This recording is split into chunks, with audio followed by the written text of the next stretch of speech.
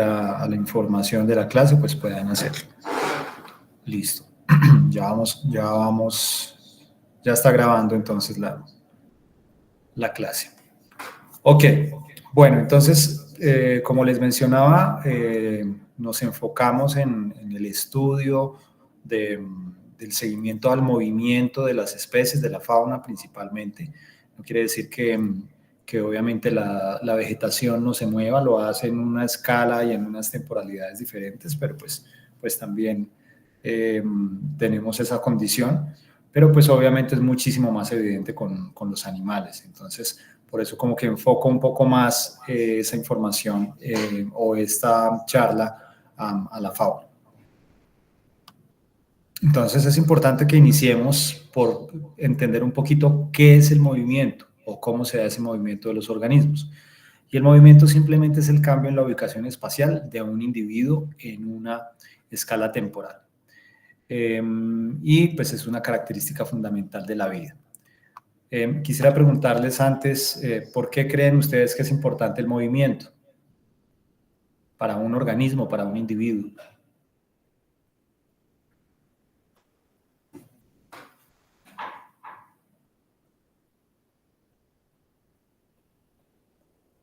Hola, ¿me escuchan? Pues profe, diría como para tratar de conocer como el ambiente en que pues se mantiene y como tener como pues porque no siempre va a encontrar comida en un solo punto. Entonces, pues, Sí. necesita distribuirse en diferentes puntos donde, pues, se encuentra, pues, su alimento y además ellos no siempre van a anidar en un mismo lugar. Entonces, también por eso, pues, por la parte reproductiva, pues, pienso yo, no sé. Sí, Andrea también menciona por acá en el chat que para buscar alimento. ¿Alguien más? Sebastián, Natalia. Profe, ¿se escucha? Sí. Bueno, también opino que se puede por la parte de escapar, por ejemplo, de cuando hay una interrupción o algún, sí, como en su ambiente, como para escapar de esos escenarios. Ok. Bueno, entonces, efectivamente, si nos referimos a un animal, pues el movimiento es una característica fundamental de la vida que pues va a determinar una serie de procesos que pueden actuar en distintas o en múltiples escalas, tanto espaciales como temporales. Y pues ese movimiento va a determinar de alguna forma el destino de los individuos, como algunos de ustedes lo mencionaban ahorita. Pues si un animal necesita moverse, necesita alimentarse y donde no está el alimento, pues obviamente si no realiza ese movimiento, pues va a morir de inanición. Y tiene también pues una necesidad de buscar o desplazarse para poder reproducirse, para encontrar una pareja, ¿no? Entonces, en ese sentido, el movimiento va a tener una influencia directa, por ejemplo, en la estructura y la dinámica de las poblaciones. Y obviamente también, si seguimos avanzando en esos niveles jerárquicos de la biodiversidad, pues obviamente en comunidades y ecosistemas. Y pues obviamente como el movimiento está también muy relacionado con la reproducción y obviamente la supervivencia de los individuos, de las poblaciones, pues va a tener un enfoque o un impacto directo sobre la evolución y la diversidad de la vida. Entonces, muchas veces uno no entiende o como que no tiene la claridad de la importancia o las distintas escalas en las que el movimiento puede llegar a tener pues una relevancia en el caso de un organismo, de una población o una especie. Tal vez uno de los casos más fáciles de referenciar relacionado con el movimiento pues es el de la migración, ¿no? Sabemos que hay muchas especies que realizan distintos procesos de migración, es decir, que se mueven desde su lugar de origen a otras regiones del planeta para desarrollar distintos tipos de actividades, bien sea porque su lugar de origen presenta estaciones y en esos momentos en donde se vienen las temporadas de invierno que son tan difíciles, con condiciones climáticas tan drásticas y en donde se reduce con digamos, en una buena proporción la disponibilidad de recursos, pues deben migrar a otras localidades para poder sobrevivir, poder reproducirse. Eso, por ejemplo, en el caso de las aves, pero también otros grupos, por ejemplo, los tiburones, las ballenas y entre los reptiles, pues uno de los ejemplos más claros son las tortugas, que realizan, sobre todo las tortugas marinas, ¿no? Que realizan grandes o largas migraciones, pues desde el lugar donde nacen hacia otras localidades del planeta, recorriendo grandes cantidades de terreno para poder encontrar, digamos, su alimento, para poder desarrollar las demás etapas de su vida. Entonces, seguramente todos hemos visto las imágenes de muchos documentales, o de pronto algunos de ustedes han tenido opción de verlo en la vida real, que hay ciertas playas en donde anidan estas tortugas y pues los neonatos o las crías salen de esos nidos y se dirigen al mar abierto para pues crecer y desarrollar el resto de sus etapas de vida. Y varios meses, incluso años después, estas mismas tortugas regresan al mismo punto, digamos, a desovar también y a establecer sus nidos. Entonces, siempre se han planteado las preguntas de cómo hacen esas especies para saber por dónde dirigirse. Entonces, en el caso de las tortugas se ha encontrado un sistema de navegación bastante complejo que incluye diversos tipos de señales. Inicialmente, pues podemos hablar de señales visuales, como por ejemplo la cantidad de luz o las diferencias de luz que indican a esas tortugas recién eclosionadas de sus huevos hacia dónde deben dirigirse. Una vez pues las tortugas ya están en el océano, allí van a utilizar otro tipo de estrategias, como por ejemplo la orientación de las olas. Entonces van a buscar pues nadar de manera directa o en contra de esas olas para poder saber hacia dónde deben dirigirse. Y al llegar a cierto punto ya en el océano abierto, pues van a utilizar estrategias como la orientación magnética para poder desarrollar y para poder realizar sus movimientos ya en el océano abierto. Esas distintas señales, esos, digamos, distintos comportamientos permiten a la tortuga realizar migraciones de más de 2.600 kilómetros. Y como les decía, pues usan todas esas distintas estrategias para poder moverse. Y pues de la misma manera, las aves, por ejemplo, también migratorias, utilizan una serie de estrategias también y de señales que pues su medio o su entorno les genera para poder desarrollar esa migración.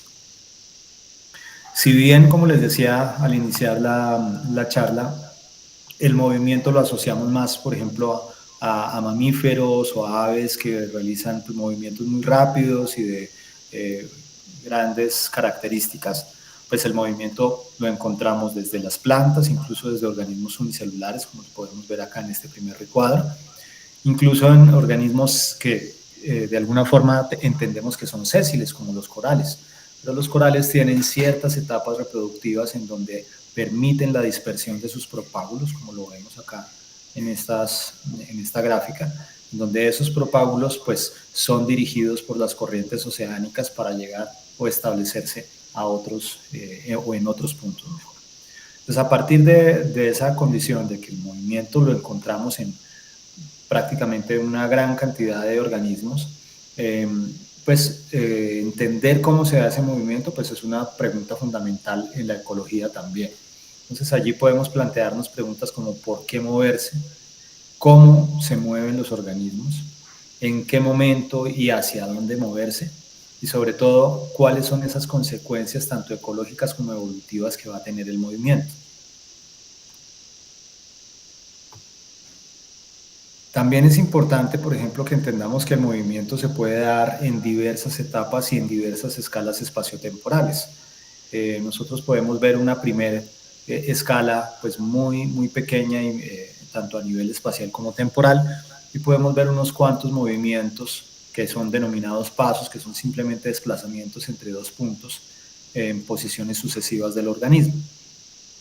O podemos ver distintas fases del movimiento, cuando ya hablamos es de secuencias de pasos y paradas asociadas a lograr un objetivo particular. Entonces podemos encontrar movimientos como un poco más aleatorios y sin una dirección clara, que se desarrollan generalmente por un organismo cuando está buscando su alimento.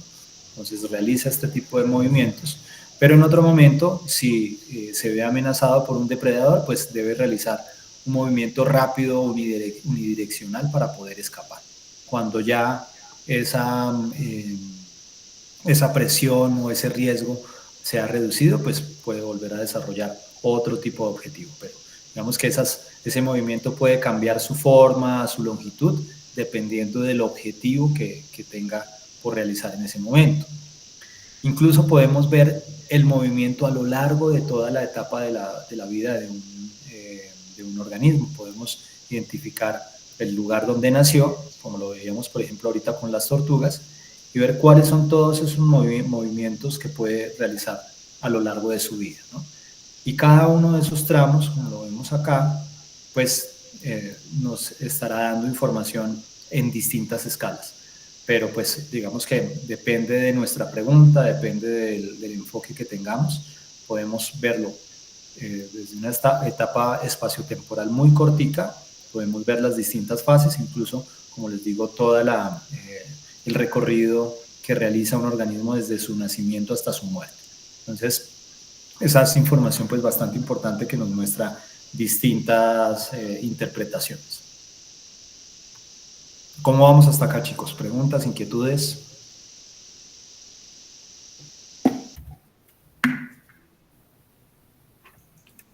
No, señor, ninguna. Ok. Bueno, entonces, entender un poco el movimiento que realizan los organismos, o mejor, para entender el movimiento que realizan los organismos, es importante también entender que esto se da a partir de distintos factores o distintos elementos que condicionan ese movimiento. Entonces, por aquí Nathan y colaboradores en el 2009 plantearon un modelo conceptual que permite entender cómo se desarrolla ese movimiento. Y ellos proponen 4 componentes que condicionan esas rutas de movimiento de un organismo. Pues vamos a tener 3 etapas, o mejor, 3 componentes que son innatos del organismo, es decir, que pues son propios del organismo, en donde vamos a tener un estado interno, es decir, el estado fisiológico y psicológico del individuo, que es lo que va a definir finalmente qué motiva o por qué moverse mejor. Vamos a tener otra condición u otro elemento, que es la capacidad de navegación, ¿sí? Digamos, hasta dónde puedo llegar yo, cuál es el límite máximo para mi dispersión o para mi movimiento. Y por otro lado vamos a tener la capacidad de movimiento, que es la manera en que un organismo se mueve. Si soy un organismo acuático, debo nadar, o si soy un ave, pues obviamente utilizo el vuelo y cierto tipo de vuelo para poder desarrollar esos movimientos. En el caso de esa capacidad de navegación, pues vamos a tener también condiciones como, por ejemplo, la habilidad para orientarse en el espacio y el tiempo, y la forma en que obviamente ese organismo percibe y responde a la información del entorno. Entonces no es la misma habilidad que va a tener un organismo, por ejemplo, que vive durante el día, a plena luz del día, para poder entender o percibir ese entorno, que si estamos hablando de un organismo con comportamientos nocturnos. Cada uno debe tener como sus adaptaciones específicas para percibir esas respuestas de su entorno y poder moverse en ese sentido. Pero obviamente también vamos a tener otros componentes que son factores externos, como el clima, como la presencia de un depredador, que van a influir sobre esos otros 3 componentes y finalmente determinar esa ruta del movimiento. Entonces es importante que entendamos eso, ¿no? Entonces, ¿cómo estoy yo en términos fisiológicos y psicológicos, si tengo, digamos, la suficiente energía para poderme mover, o si estoy enfermo y pues definitivamente esa condición va a afectar mi capacidad de navegación o mi capacidad de movilidad. Pues obviamente eso implicará, perdón, que mi capacidad de movimiento se vea limitada. Y obviamente eso también tendrá relación si tengo que moverme ante la presencia de un depredador. Entonces, si mi estado interno está de alguna manera afectado, pues voy a ser más susceptible a que un depredador pueda atacarme y pueda depredarme. Es importante que entendamos entonces que son diversos componentes los que pueden llegar a definir esa capacidad de movimiento, esa ruta de movimiento que un organismo puede llegar a desarrollar. Esto es básicamente lo mismo que ya les comenté, simplemente pues se muestran ahí que los diversos factores o externos o internos pues están relacionados con cada uno de esos componentes. Ok, listo. Entonces ya sabiendo eso, que hay 3 componentes internos y un componente externo que puede condicionar el movimiento de los organismos, pues vamos a ver por qué es importante también estudiar el movimiento desde el punto de vista de la ecología. Entonces ya sabemos que el movimiento sirve para un organismo para la búsqueda de recursos, bien sea el alimento, bien sea el refugio, puede ser una fuente de agua, también para la búsqueda de pareja y la reproducción. Obviamente va a ser muy importante para esas especies que realizan migraciones, bien sean migraciones latitudinales o altitudinales, y obviamente el movimiento también nos muestra o nos da un indicativo de cómo los organismos están usando su hábitat. Y entender todas estas condiciones, entender qué motiva el movimiento de un organismo, hacia dónde se mueve, por qué se mueve y cómo se mueve, pues es importante para que comprendamos la ecología de la especie y obviamente desde el punto de vista de la conservación, porque pues saber hacia dónde se están moviendo, cuáles son los patrones de movimiento de un organismo o de una especie que está de alguna forma amenazada, pues también nos va a permitir diseñar estrategias viables de conservación. Sin embargo, pues ese seguimiento o ese registro de la información, pues va a ser un reto para especies que tengan una altísima capacidad de dispersión, que se muevan mucho, el jaguar, el cóndor, el águila arpía. Bueno, hacer seguimiento a ese tipo de organismos pues va a ser bastante retador, precisamente por la dificultad que implica esos grandes movimientos. Ok, ¿preguntas hasta este punto, chicos? No, señor.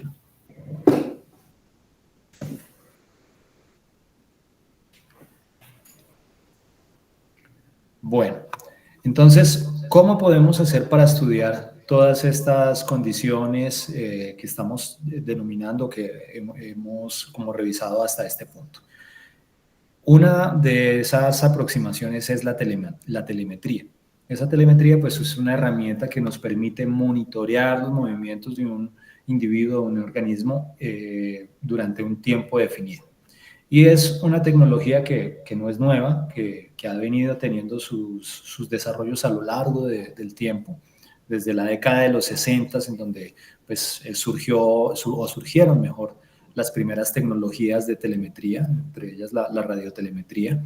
Ya más adelante, hacia finales de la década de los 70, pues con la presencia de los sistemas satelitales, pues ya fue un poco más fácil desarrollar ese tipo de seguimiento.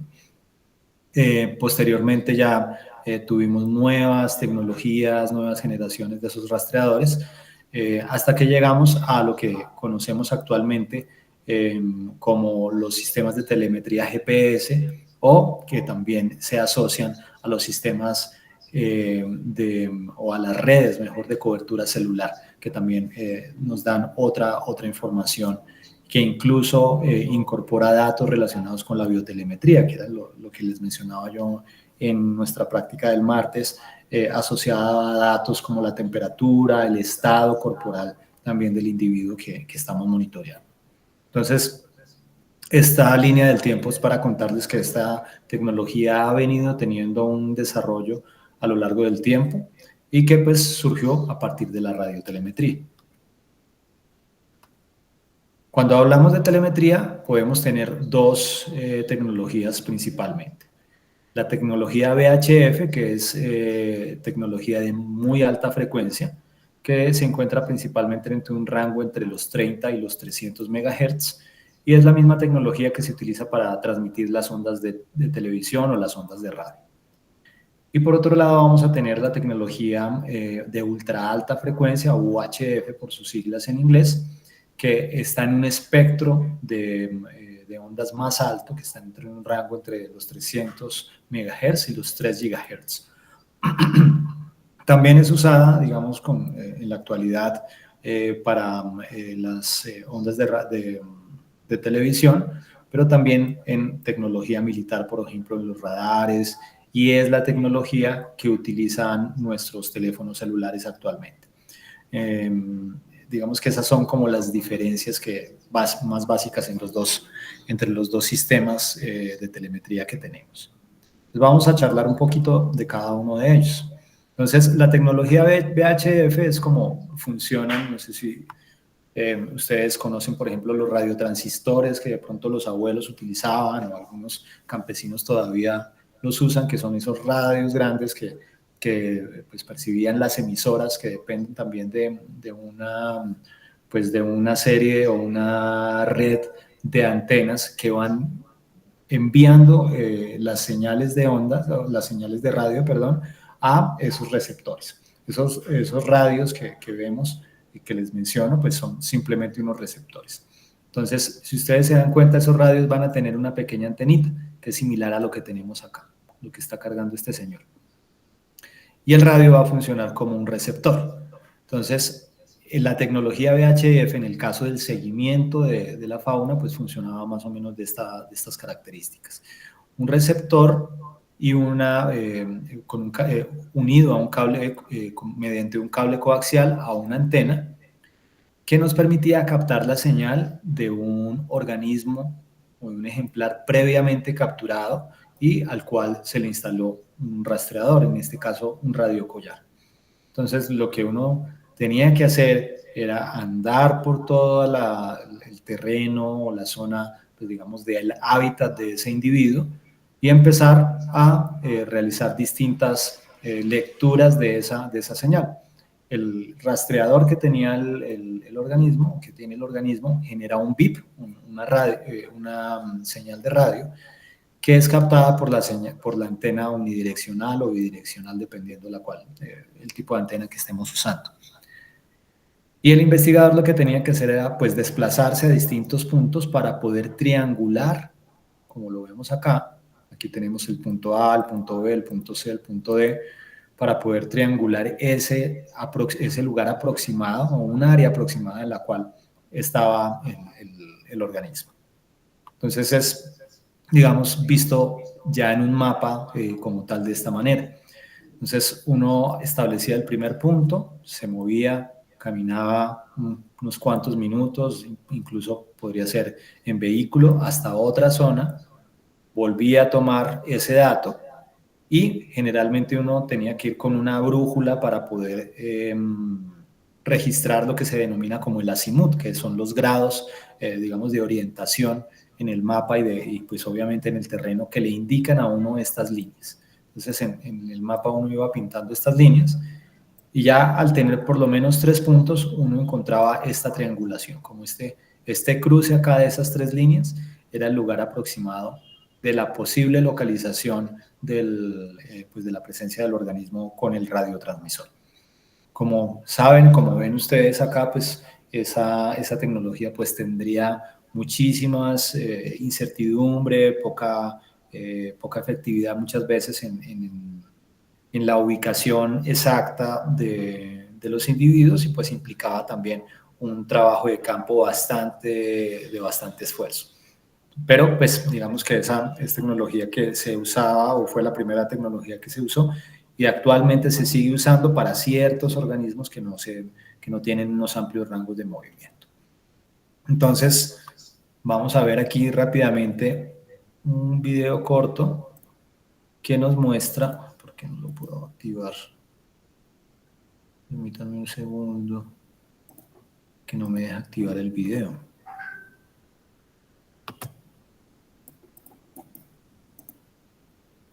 Nos muestra un poco cómo funciona esa tecnología. Espérenme, me salgo de acá de la presentación y vuelvo a entrar a ver qué fue lo que pasó acá.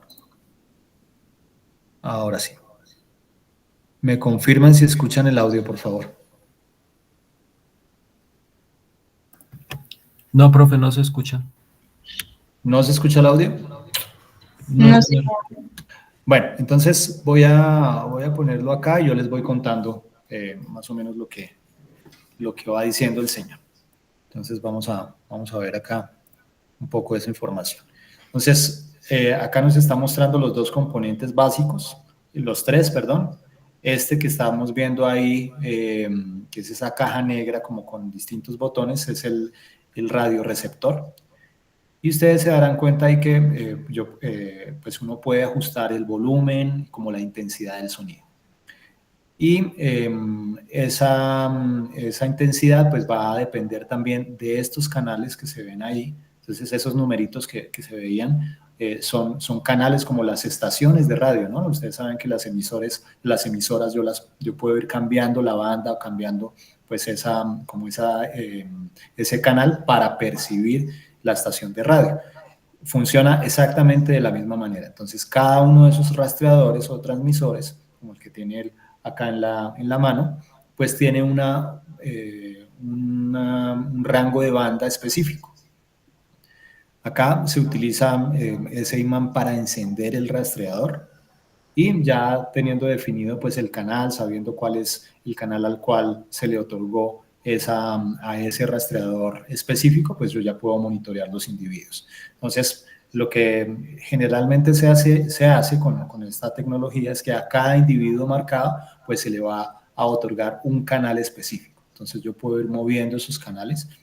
La próxima semana les llevo un radioreceptor que tengo acá para que pues vean cómo es el funcionamiento general.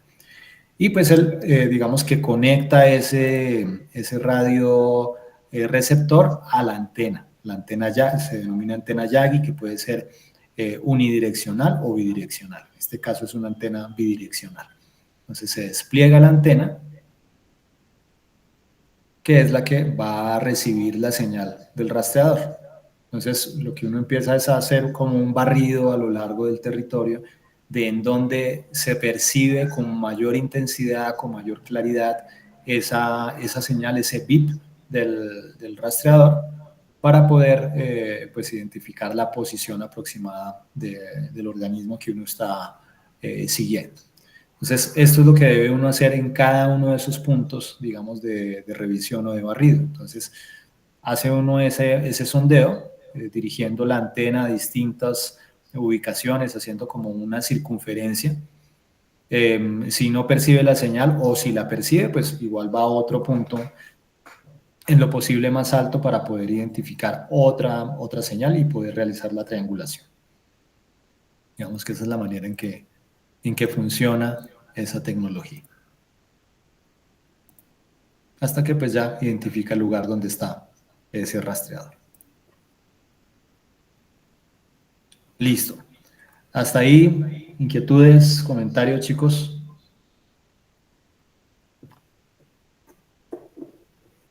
No, señor.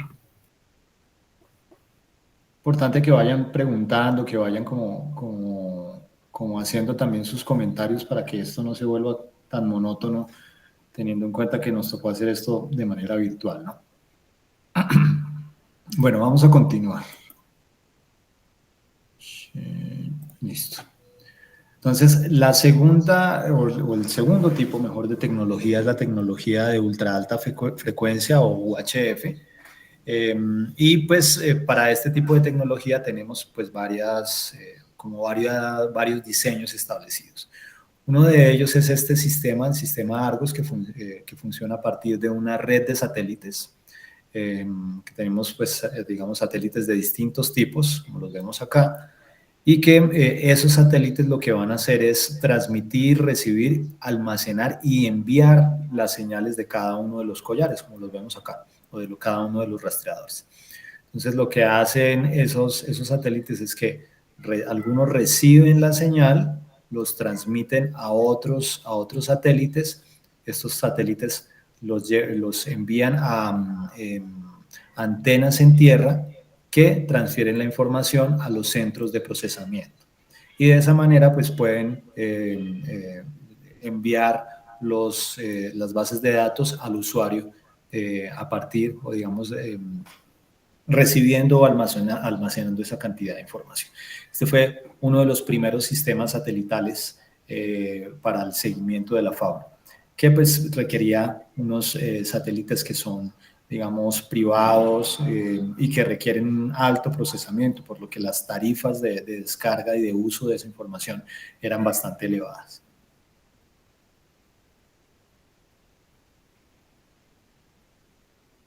Tenemos otro sistema, que es el sistema denominado sistema GPS, que funciona muy similar, como les decía en nuestra clase del martes, a los GPS.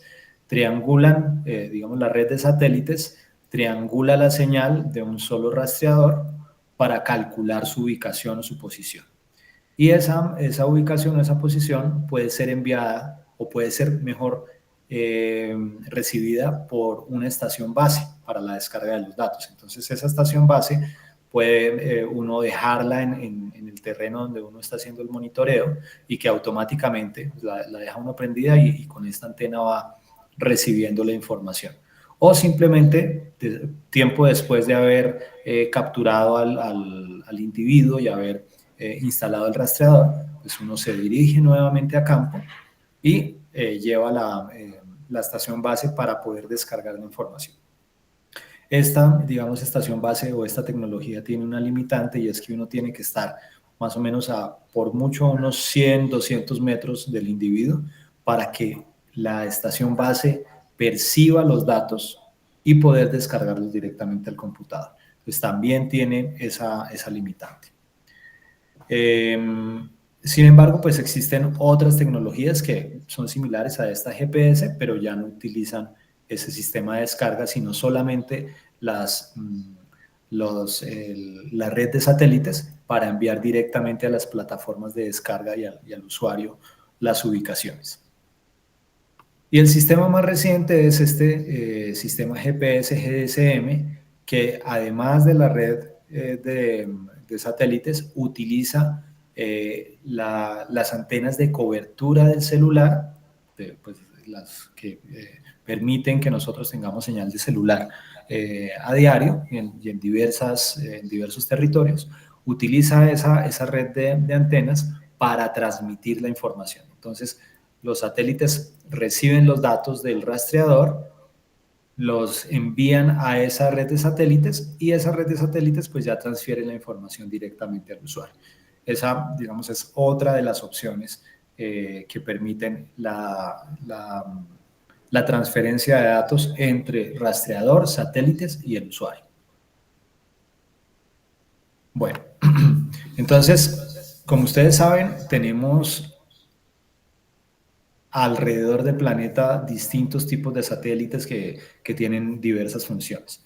Nosotros podemos tener unos satélites geoestacionarios, como los vemos ahí en esa imagen, en ese pequeño video, que, pues, como su nombre lo indica, están siempre estáticos sobre una porción específica de la Tierra. Entonces se van moviendo en la misma órbita de la Tierra, captando imágenes y captando señales siempre de la misma porción del territorio. Y son satélites que se encuentran aproximadamente unos 36.000 kilómetros sobre el Ecuador, y siempre en el mismo periodo de rotación de la Tierra. Entonces realizan múltiples observaciones por día y pues tienen de alguna manera una cobertura espacial bastante limitada, por lo que les digo que siempre están sobre la misma área. Pero adicionalmente también tenemos otros satélites, otro tipo de satélites que se denominan satélites en órbita, en una órbita cercana a la Tierra, que generalmente, es decir, que tienen su propia órbita mejor. Entonces están rodeando el planeta, pero giran de una manera diferente a la que está girando el planeta. Entonces presentan una órbita circular que varía entre unos 162.000 kilómetros. y estos, dependiendo del lugar en donde se ubiquen, pues pueden ser polares o pueden ser no polares. Entonces, entre esos satélites geoestacionarios y los satélites en órbita, pues son los que permiten la transferencia de las señales de los rastreadores, de las señales del celular y bueno, diversas otras funciones que, entre las que se encuentran también los sensores remotos, es decir, las imágenes satelitales que obtenemos también para ver otro tipo de información. Estos sensores entonces pueden ser también de dos tipos. Tenemos sensores que pueden ser pasivos, es decir, sensores que detectan solo lo que es emitido desde la Tierra o lo que es reflejado a partir de otra fuente. Mientras que tenemos otro tipo de sensores o satélites con sensores que se denominan sensores activos, que son instrumentos que emiten su propia señal. Entonces el satélite emite la señal como lo vemos ahorita.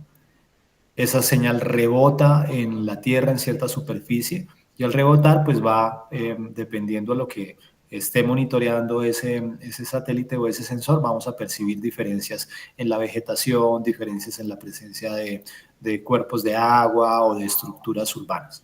Entonces, de esa manera es que también se perciben información relacionada con las imágenes satelitales. Bueno, vamos a ver ya toda esa información aplicada directamente sobre los organismos, sobre los animales. Entonces, ya hablamos de los receptores, ya hablamos de las distintas tecnologías, de los distintos satélites, hablamos de la tecnología VHF, hablamos de la tecnología UHF. Ahora vamos a ver qué pasa con el otro componente de todo este sistema, que son propiamente los rastreadores, o también denominados transmisores, que son los que tenemos que instalar directamente en los organismos que nos interesa monitorear. Entonces tenemos distintos tipos de rastreadores dependiendo del organismo. Hay, digamos, una gran variedad adaptados a cada uno de los organismos que sean de interés. Entonces tenemos rastreadores pequeños, por ejemplo, para el seguimiento de aves o de murciélagos, dependiendo obviamente del tamaño. Aquí tenemos otros rastreadores que se usan para aves más grandes, que obviamente tienen un mayor tamaño. Y tenemos lo que se denominan los transmisores de collar, que se utilizan principalmente para grandes mamíferos como osos, jaguares, felinos. Esos rastreadores también nos sirven, por ejemplo, para animales acuáticos. Tienen la capacidad de emitir señales, así esté el organismo dentro del agua. Se han utilizado para hacer seguimiento en delfines, en peces, en ballenas. Entonces, digamos que tenemos distintos tipos de rastreadores en ese sentido. En el caso de las aves, podemos encontrar rastreadores que pueden tener una batería interna. Entonces, una batería que les da cierta capacidad o cierta, ¿cómo decirlo? Cierto tiempo de vida. El rastreador, pues obviamente la batería se va a descargar después de cierto tiempo y pues ya dejará de funcionar. Pero recientemente hay otros rastreadores que incorporan un panel solar, que es el que tenemos acá, que permite obviamente captar la energía del sol y aumentar el tiempo de vida o el tiempo de registro de información. La manera en que se instalan esos rastreadores también puede ser diferente. Yo puedo tener unos rastreadores que se denominan rastreadores patagiales, que son los que se instalan en esta porción del tejido del ala del ave, por ejemplo. Esta porción, este triángulo que vemos acá, a partir de la ulna y pues el borde del ala es denominado el patagio. Y es una porción de tejido que es relativamente flexible, delgada, con poca irrigación sanguínea. Entonces es prácticamente como ponerle un piercing al ave. Esa, digamos, es una de las formas de poner. Se hace un orificio y allí se instala el rastreador, que sería lo que tendríamos acá. Pero tenemos otro tipo de rastreadores que ya no usan, digamos, una técnica tan invasiva, y lo que usan o se denominan mejor, son los rastreadores tipo mochila, que son los que vemos acá. Entonces simplemente lo que se hace es construir con materiales como el teflón, como una serie de un arnés en donde viene adaptado el rastreador que se pone generalmente en el dorso del ave. Entonces, esta es otra tecnología que también permite instalar los rastreadores sin necesidad de hacer ninguna incisión para poder adecuar el rastreador en el cuerpo del ave. Obviamente uno debe tener para las dos técnicas una serie de consideraciones, debe estar acompañado de un veterinario, debe, digamos, limpiar muy bien la zona donde se van a instalar esos dispositivos en el caso de los rastreadores patagiales. En el caso de los rastreadores de mochila, que son los que vemos aquí abajo, pues obviamente es importante que el tamaño de esos arneses que se van a poner pues sea el adecuado al torso del ave, porque si se queda moviendo mucho, pues puede generar algún desgaste en las plumas, desgaste en el cuerpo. Entonces, siempre se debe tener mucho cuidado, capacitarse y pues tener todas las técnicas y medidas necesarias del caso para poder realizar correctamente esa instalación. En el caso de los rastreadores de collar, pues como les decía, se utilizan ya para mamíferos terrestres, principalmente de gran tamaño, entonces simplemente se instalan a lo largo del cuello del organismo, pero como si ustedes se dan cuenta ahí en las imágenes, implica un reto adicional que es dormir al organismo, ¿no? Entonces siempre es necesario contar con un veterinario capacitado en vida silvestre para poder realizar esas capturas y pues la manipulación de esos organismos. Bueno, ¿cómo vamos hasta acá, chicos? Preguntas, comentarios, aportes, por favor, hablen, digan algo. Profe, yo tenía una pregunta. Sí, adelante. Con respecto, digamos, a la emisión de estas ondas de radiofrecuencia, ¿no le causan ningún, digamos, como un efecto negativo a los individuos? No, digamos que por ¿cómo se llama eso? El ancho de onda, por la longitud de onda que manejan estos rastreadores, no tienen ningún efecto nocivo sobre su reproducción, sobre su movimiento. Pues digamos que ahí lo que genera algún tipo posible de efecto es el tamaño o el peso de los rastreadores. Pero como tal, las ondas no tienen algún efecto, o por lo menos no se ha encontrado algún efecto directo sobre los organismos que afecten su ecología, que afecten su biología. Lo que sí puede llegar a afectar son, por ejemplo, las marquillas que se utilizan o el tamaño del rastreador. Si uno no instala correctamente el rastreador, pues puede generar también, como les decía, cierto problema físico al organismo. Entonces, más que las ondas, pues es la manera en que se instala el rastreador. Vale, profe, gracias.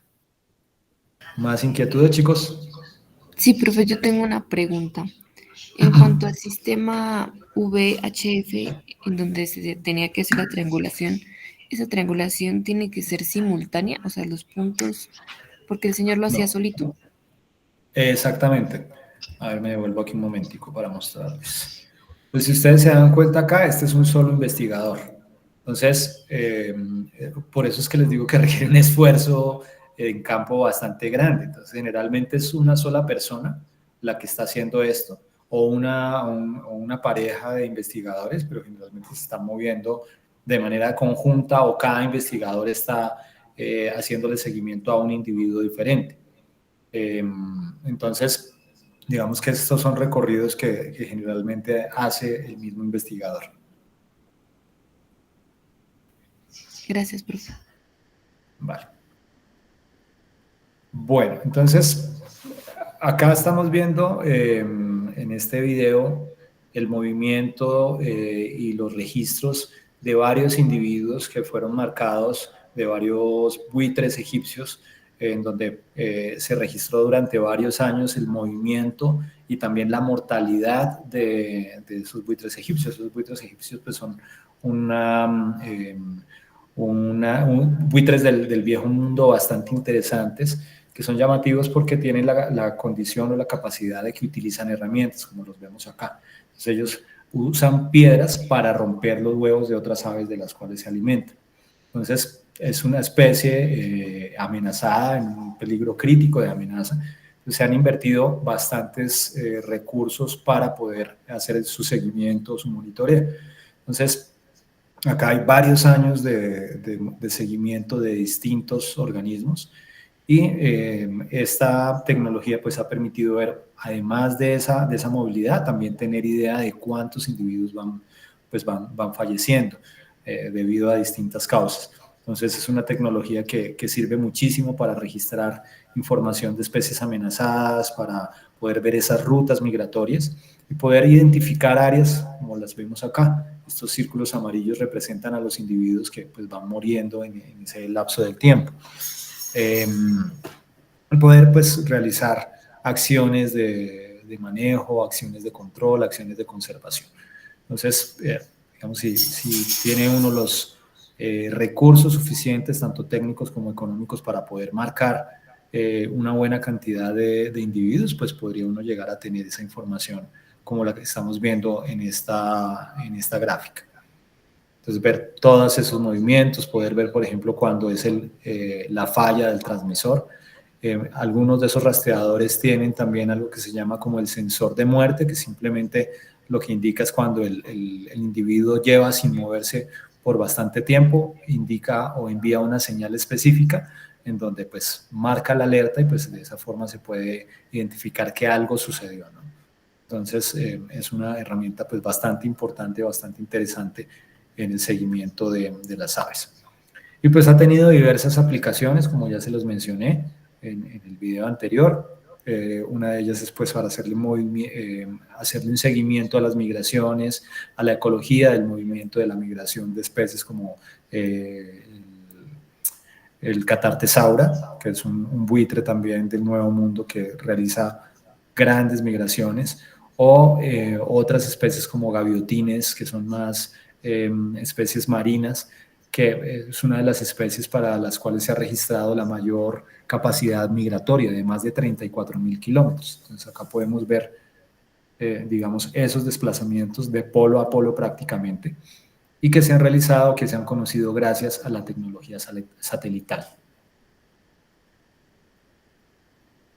También nos sirve esta tecnología o esta aplicación para poder tener una idea mucho más clara del uso del hábitat, es decir, cuáles son las zonas que usa con mayor frecuencia el organismo, como lo veíamos en nuestra práctica con los kernels. Podemos encontrar cuáles son, a través de esas distintas ubicaciones, poder identificar cuáles son esas zonas que usa con mayor frecuencia, poder saber qué hay allá en ese territorio en particular y entender con mayor claridad cuál es ese uso de hábitat que está haciendo el organismo, la especie, la población, a partir de los recursos disponibles en ese territorio en particular. Bueno, y aquí es importante entonces que entendamos un poco tres diferencias relacionadas con la aproximación del conocimiento del uso de hábitat. Entonces nosotros hablamos de uso de hábitat cuando nos referimos específicamente a la manera en que un animal está usando los recursos físicos o también recursos biológicos en un hábitat determinado. Entonces, si está forrajeando, si está anidando, si está escapando, la actividad que esté realizando en ese territorio en particular. Simplemente cómo usa ese territorio. Cuando nosotros hablamos de selección de hábitat, ya es un proceso que implica una serie de decisiones realizadas por el organismo. Entonces es un proceso jerárquico que define o que requiere de esa serie de decisiones sobre qué hábitat va a usar a diferentes escalas. Entonces acá es lo que usa en términos generales. Aquí ya es, digamos, cuando hablamos de selección de hábitat, estamos enfocándonos en cómo decide usar de ciertas porciones del hábitat que tiene disponible.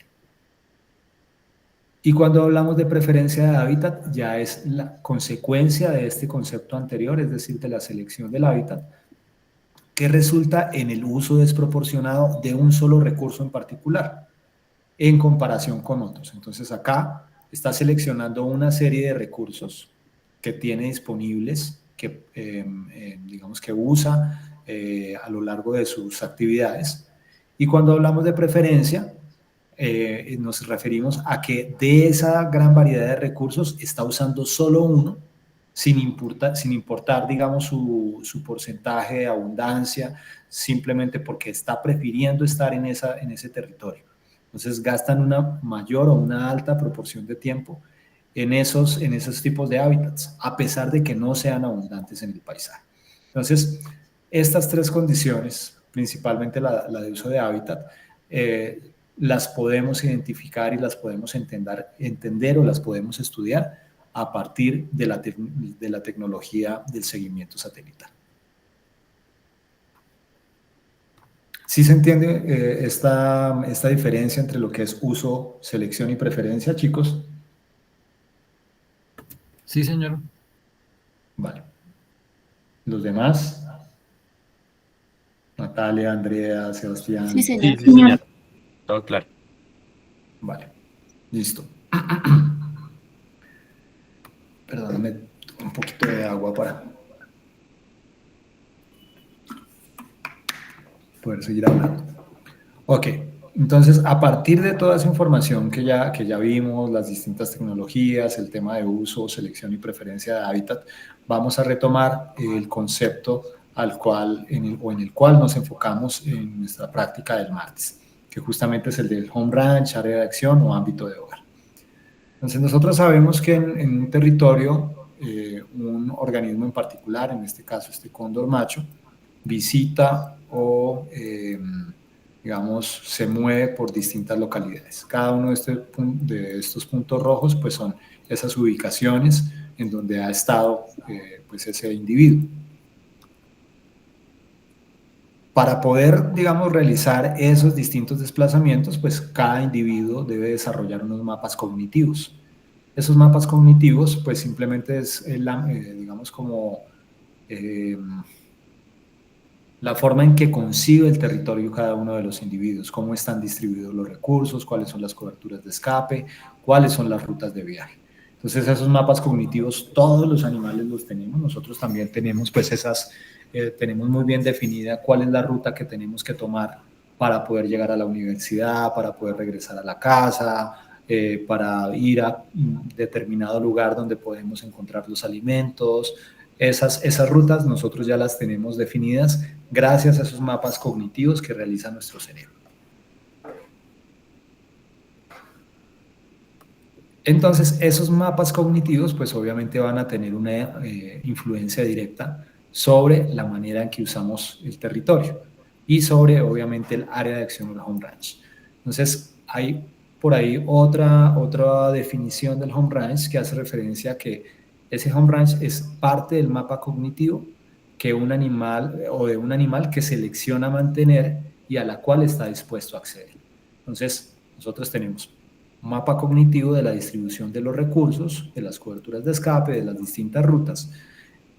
Ese mapa cognitivo nosotros podemos tomar una porción, una parte de ese mapa que seleccionamos nosotros mantener y acceder continuamente. Pues, por ejemplo, si nosotros sabemos que hay un sector peligroso en el área por donde nosotros nos movemos, pues generalmente vamos a evitar estar por ahí o cruzar por esa zona. O porque es una zona que nos implica un mayor desgaste energético, entonces vamos a buscar una ruta mucho más eficiente, mucho más rápida. Entonces, ese pedacito de ese mapa cognitivo que tenemos de toda esa distribución de los recursos va a ser lo que compone nuestra área de acción o nuestro home ranch. Entonces ya vimos también la clase pasada que hay otras definiciones como el área mínima que utiliza un organismo para realizar sus actividades diarias. También tenemos definiciones como que es el patrón emergente del uso del espacio que resulta de la restricción del movimiento de los animales a cierta área para cumplir sus necesidades. O podemos hablarlo o verlo desde el punto de vista estadístico, que simplemente es la distribución del uso del espacio de manera estacionaria. Esa, digamos, definición estadística es la que se asociaría un poco más a esos modelos de estimación del home range como el de los estimadores kernel.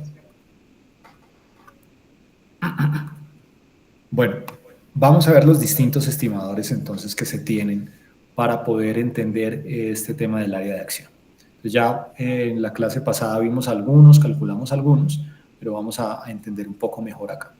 Entonces tenemos en primer lugar dos grupos de estimadores, estimadores que son no estadísticos y estimadores estadísticos. Los no estadísticos pues se basan principalmente en las distancias extremas y los estadísticos ya definen o se enfocan un poco más en el uso del espacio desde un punto de vista probabilístico. Entonces, ¿qué estimadores no estadísticos tenemos? Pues ya vimos la clase pasada el mínimo polígono convexo.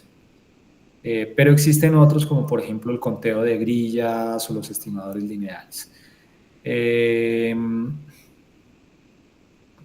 Digamos, son aproximaciones no estadísticas porque utilizan justamente son esas distancias extremas o el conteo de ciertos elementos.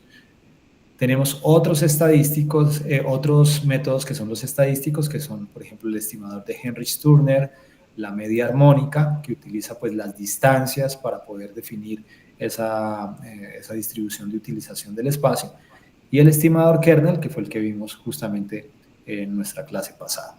Entonces, utilizan la probabilidad en el uso del espacio, es decir, la frecuencia en que se están usando ciertas porciones del territorio.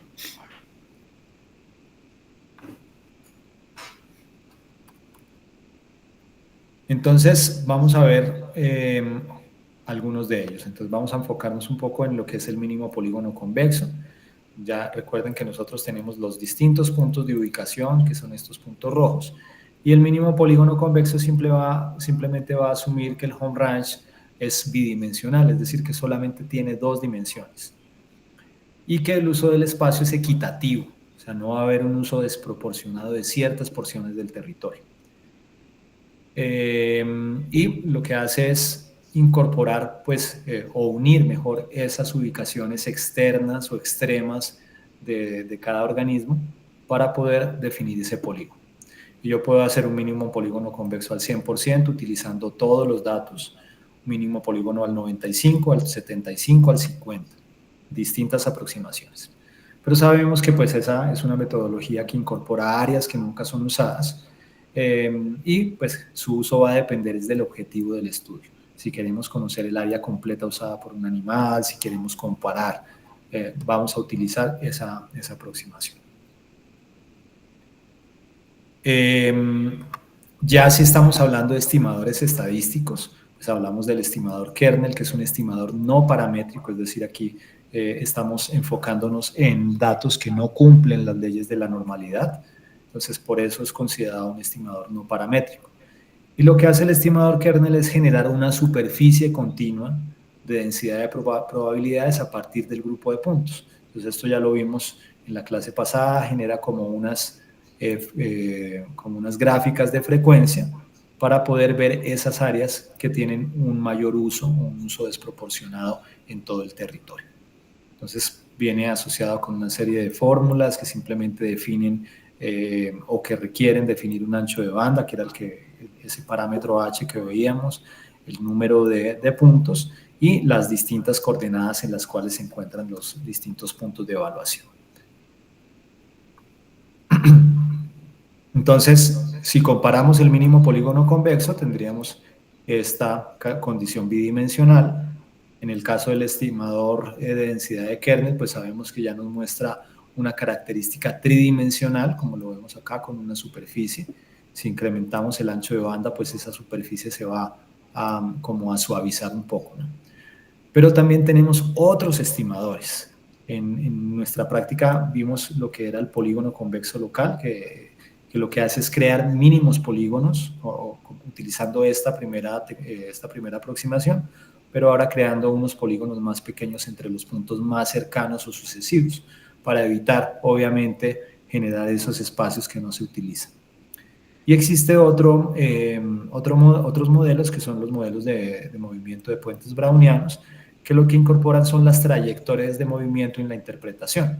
Entonces ya no está viendo como acá solamente las frecuencias de los puntos, sino que va a tener en cuenta la secuencia de los puntos. Entonces, ve cuál es el primero, cuál es el segundo, cuál es el tercero, para poder ir organizando esa superficie dependiendo de la secuencia del movimiento. Entonces, esta, digamos que es una aproximación mucho más exacta que me muestra a mí o me da esa posibilidad de ir viendo cuál es la secuencia de los distintos movimientos. ¿Hasta ahí preguntas, chicos?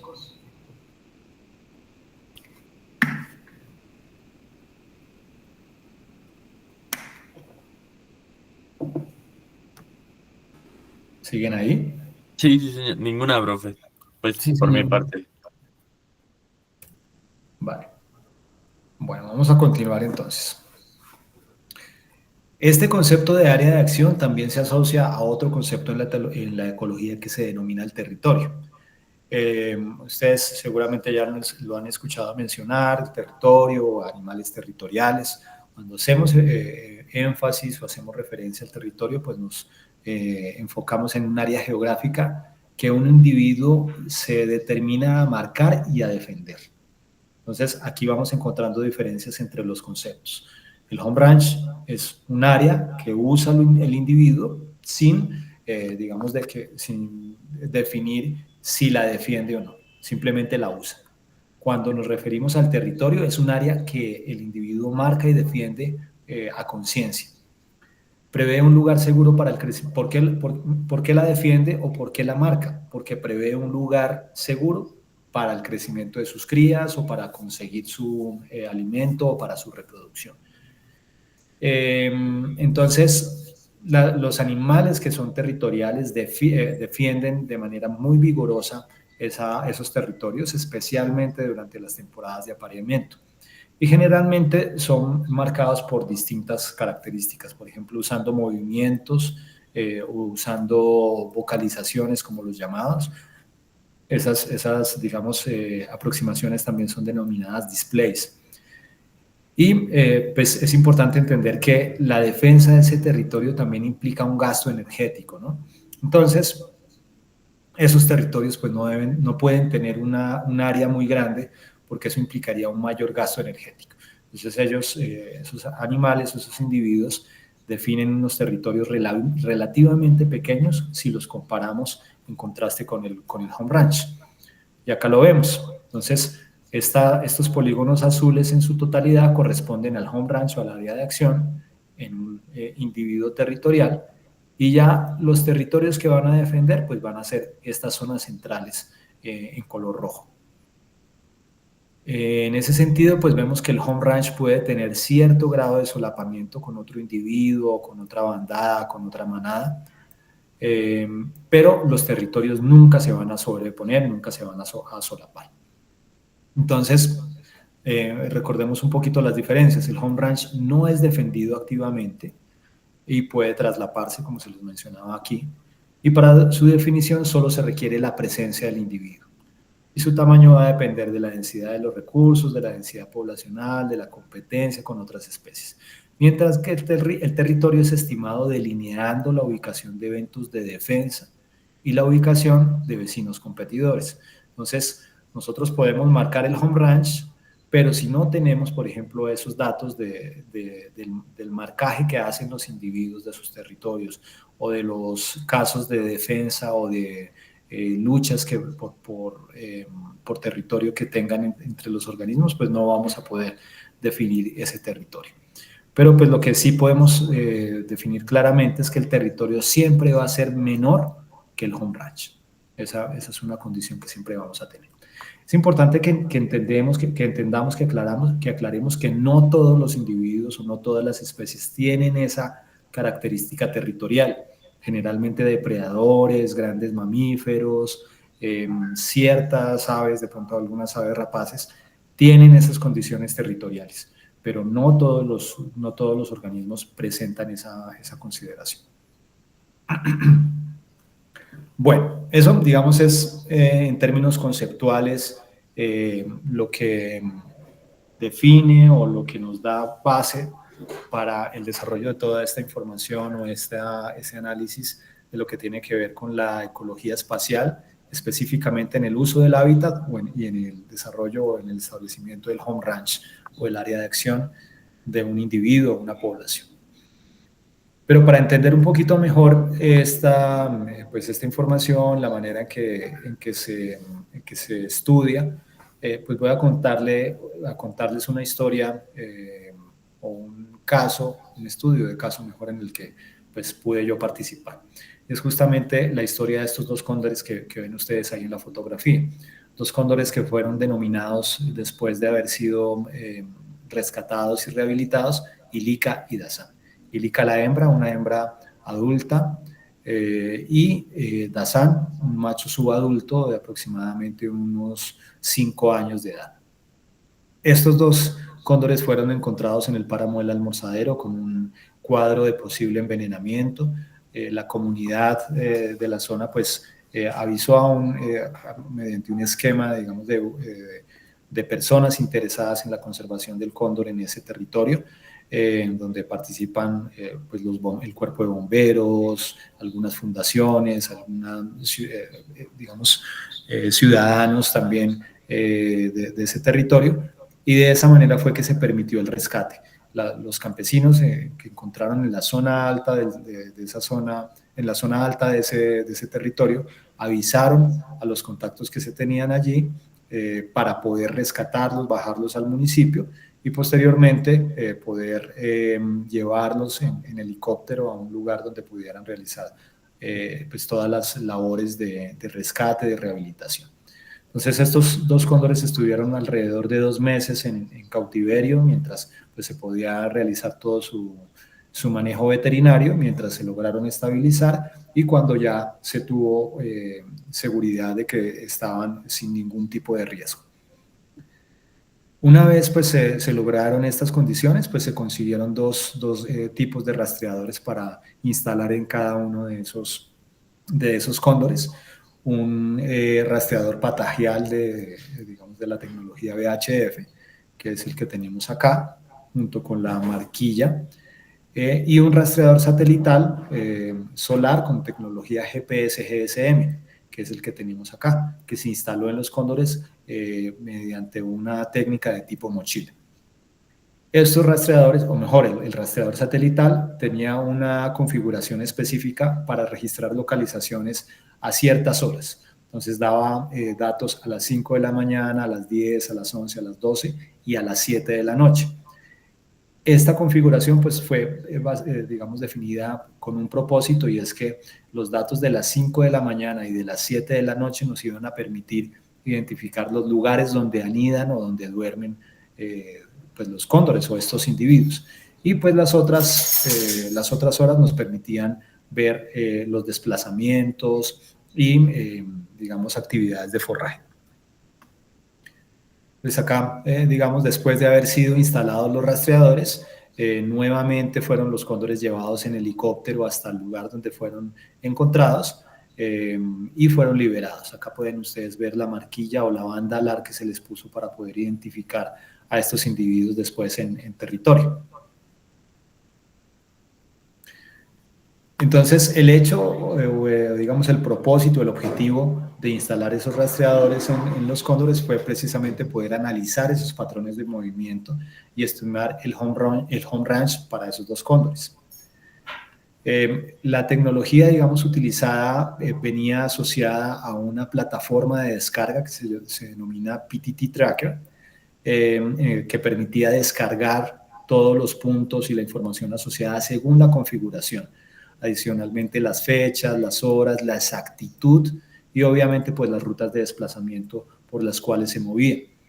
Toda esa información, después de descargar las bases de datos, pues se pudo analizar en sistemas de información geográfica como ArcGIS para poder visualizar y poder analizar distinta información como por ejemplo la frecuencia de uso en esos sitios de refugio. Se hicieron aproximaciones para la estimación del área de acción, utilizando distintos estimadores, como por ejemplo el mínimo polígono convexo o los estimadores kernel, y todo eso se desarrolló pues generalmente usando el software R, y los paquetes de hábitat, que fueron los que estuvimos trabajando el martes pasado.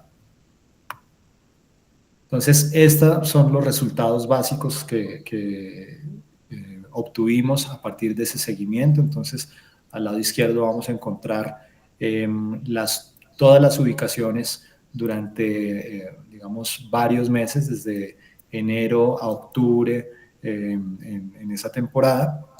Y aquí tenemos pues lo que es el mínimo polígono convexo, lo que ven ustedes en las líneas negras para cada uno de los individuos, y acá vemos los estimadores kernel. Entonces en verde vemos el estimador kernel al 95 y en rosado el estimador kernel para el 50%. Entonces nos daba o nos denotaba la distinta forma en que estos individuos utilizaban su espacio. En los dos casos, ¿no? Entonces vemos que en el caso de la hembra, que era una hembra adulta, pues tenía una distribución o mejor un uso del espacio muchísimo más amplio, desde el páramo del Almorzadero hasta la Sierra Nevada de Santa Marta, mientras que el macho, un individuo subadulto, pues tenía un área de acción mucho más restringida. Lo tenemos por acá. En el caso de Ilica, para el mínimo polígono convexo eran más de 41.000 kilómetros cuadrados. Para el caso del macho eran algo más de 13.000 kilómetros cuadrados. Y vemos las diferencias como las podríamos apreciar en nuestra clase del martes entre el área del mínimo polígono convexo y el área definida para el estimador kernel. Esta información pues está muy relacionada también con lo encontrado para seguimiento de cóndores en otras localidades, como por ejemplo en Argentina, en donde se estimaron áreas de acción de más de 23.000 kilómetros cuadrados por De Martino, otras áreas como por ejemplo 53.200 kilómetros cuadrados y unos movimientos diarios de aproximadamente 152 kilómetros por día. En esta gráfica pues vemos los movimientos diarios que presentaba cada uno de los individuos, en naranja la hembra adulta y en azul el macho, en donde obviamente la hembra adulta se movió muchísimo más en comparación con el macho. ¿Qué nos permitió identificar esta tecnología o este seguimiento? En primer lugar, pues varias zonas de dormideros que son considerados áreas pues, de importancia o relevancia para la conservación de esta especie. Y lo que pudimos ver es que, por ejemplo, aunque algunos de los dormideros se habían establecido al interior de áreas protegidas como el Parque Nacional Natural del Cocuy, otros estaban por fuera, en áreas pues, que no tenían ningún tipo de protección o ningún tipo de conservación.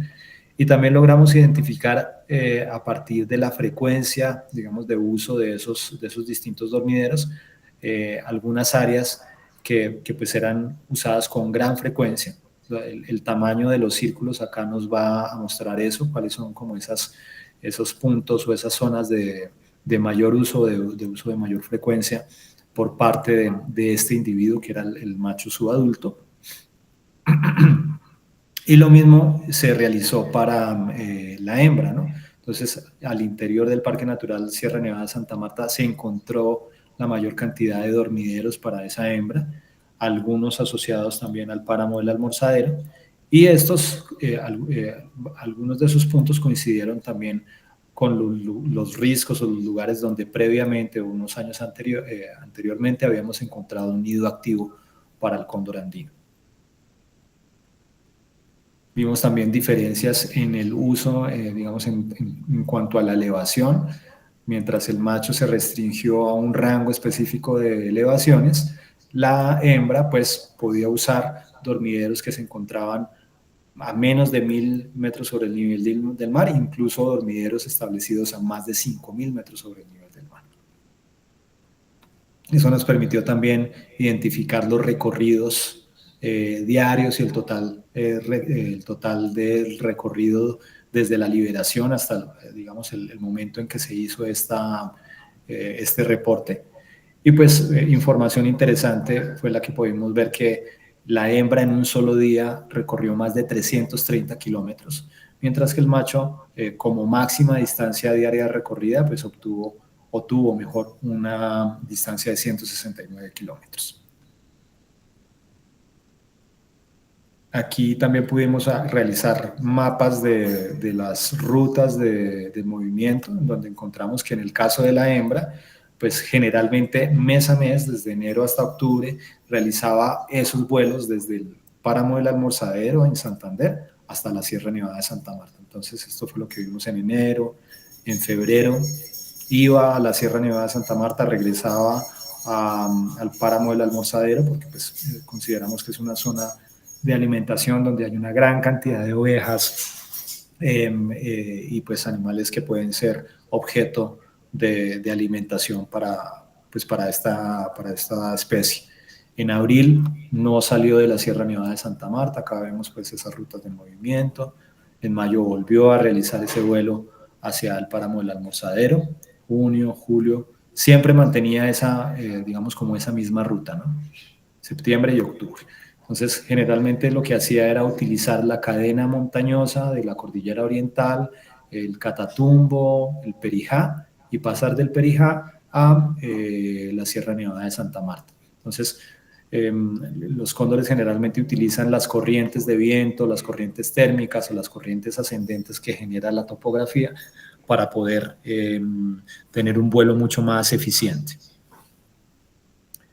¿Qué encontramos en el caso del macho subadulto? Que sus movimientos eran mucho más erráticos, no tenía una ruta establecida mes a mes, sino que tenía muchos movimientos como exploratorios. Entonces esto nos indica un poco más que es un individuo que no ha definido un territorio específico, como que apenas está reconociendo su área geográfica, entonces por eso desarrollaba esos movimientos mucho más erráticos en contraste con la hembra. ¿Qué conclusiones pudimos sacar a partir de esa información? Entonces, que había una mayor experiencia de vuelo y un mejor desempeño relacionado obviamente con la edad, y que también se presenta una segregación espacial relacionada con el sexo y el tamaño corporal. Entonces, todo esto a partir del seguimiento satelital.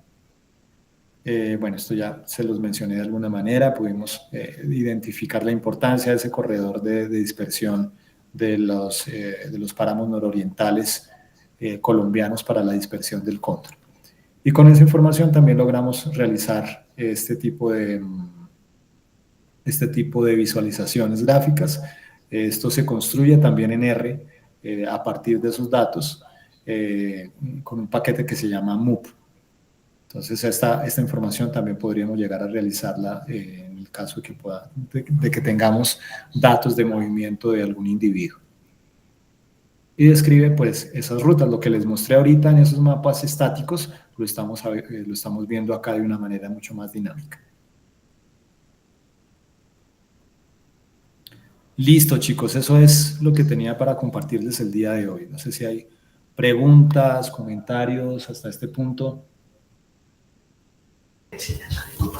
Profe, pues yo tengo un comentario que pues estuve leyendo por ahí que, por ejemplo, para primates se estaba usando unos collares que permitían, o sea, que ellos podían desde la distancia que se quitaran.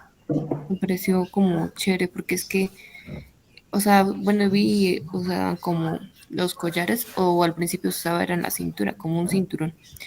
Sí. Y entonces ellos pues se dieron cuenta que eso sí dificultaba, o sea, que en la parte social, que había Sí, menos claro. reproducciones para los que tenían esos, entonces utilizaron así lo que te digo, que se podían como quitar, pero pues eso también tiene un costo pues de dinero, porque son muy caros y ellos decían que son muy caros como para que de pronto se quitaran y algo los pisara o se dañaran. Sí, sí, justamente es una de las limitaciones que tiene esta tecnología y es que, pues, obviamente lo que uno busca es que se genere la información sin generar algún efecto nocivo sobre el individuo.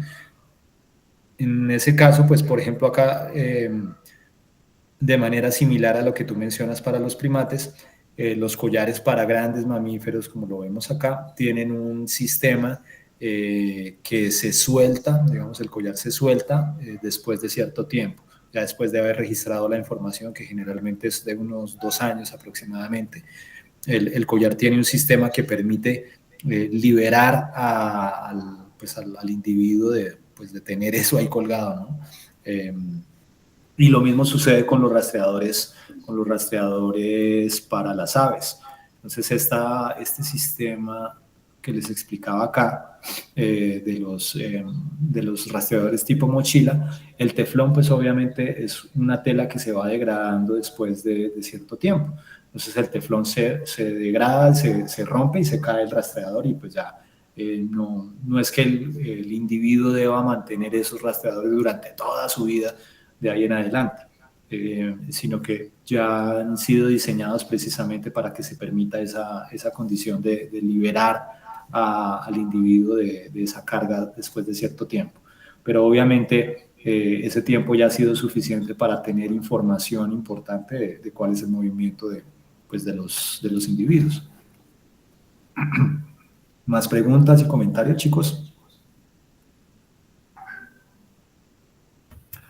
Profe, yo tengo una pregunta con respecto pues, al estudio que realizaron. ¿Los dos individuos eran una pareja reproductiva o...? No, como veíamos ahí, uno era una hembra. Ahí se puede ver en la foto. Sí, en el caso de... Espérenme. Eso aquí. Para explicarles un poquito más. En el caso de la hembra, que es la que tenemos acá, ahí ya se ve todo su plumaje reproductivo. Entonces tiene su collar blanco, tiene sus bandas alares en el dorso blancas, mientras que el macho era solamente, solamente apenas está teniendo su collar. ¿Qué nos indica esto? Que el macho no ha llegado a la edad reproductiva, es decir, está entre unos 5, 6, 6 años por mucho, mientras que la hembra sí ya debe tener mucho más de 8 años. Entonces, eso nos indica que no eran una pareja reproductiva. ¿Y tienen algún indicio del por qué los encontraron en el mismo punto, ¿no? Pues digamos que lo más posible es que los dos cóndores se hayan alimentado de la misma carroña. Entonces, los cóndores son animales carroñeros que tienen una naturaleza carroñera, y pues la carroña es un elemento, un recurso que es muy efímero, que es difícil de encontrar. Entonces, en una sola carroña se pueden agrupar 10, 15, 20 cóndores perfectamente, y no necesariamente tienen que ser pues relacionados o que sean pareja. Entonces, esa digamos que es la interpretación que nosotros hicimos a esa situación. Estos cóndores se alimentaron de la misma carroña, se vieron de alguna forma afectados por la sustancia tóxica, y eso pues llevó a que fueran encontrados. No, digamos, en el momento en que un cóndor se alimenta de la carroña, el veneno no hace el efecto inmediatamente, sino que tarda cierto tiempo. Entonces, el cóndor alcanza a volar, y de hecho lo que hemos encontrado es que algunos cóndores mueren desde la caída, porque seguramente el efecto del veneno se da cuando el cóndor está en vuelo, pierde de alguna forma el conocimiento, la maniobrabilidad, cae, y el choque es tan fuerte que pues el cóndor muere por el choque, no directamente, o como primer medida por el choque, más que por el veneno. Entonces, si bien se encontraron relativamente cerca, no estaban en el mismo punto, pero sí debe haber sido de la misma carroña. Vale, profe, gracias. Vale, ¿más comentarios, preguntas, chicos?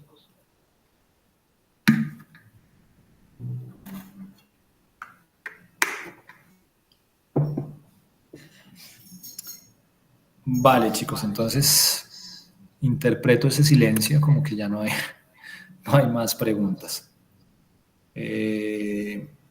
Entonces, terminaríamos de esa manera nuestra clase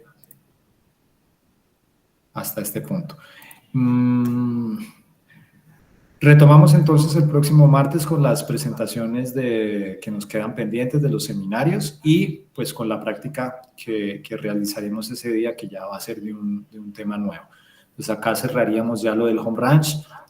Por favor, vayan incluyendo, grabando, salvando toda esa información de la práctica que hicimos en días pasados, porque pues eso nos va a servir también para incorporar en el informe final. Listo, chicos, si no hay más inquietudes o preguntas, pues así cerraríamos nuestra jornada del día de hoy. Listo, profe, muchísimas gracias. Muchas gracias, profe. Gracias, profe. Nos vemos. Gracias, profe. Hasta luego. Hasta luego, profe. Gracias.